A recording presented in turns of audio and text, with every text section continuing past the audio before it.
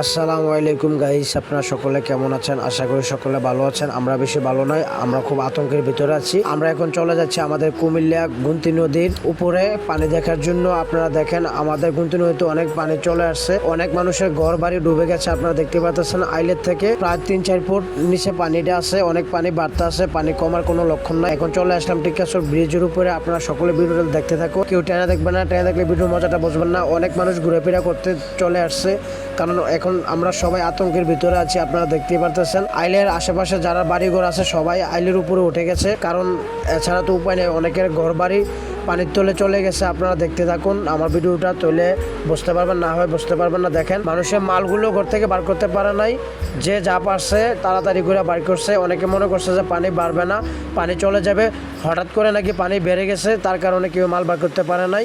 সবাই রাস্তার ভিতরে এসে দাঁড়ায় রয়েছে, সবাই অনেক চিন্তার মধ্যে পড়ে গেছে, কোথায় থাকবে।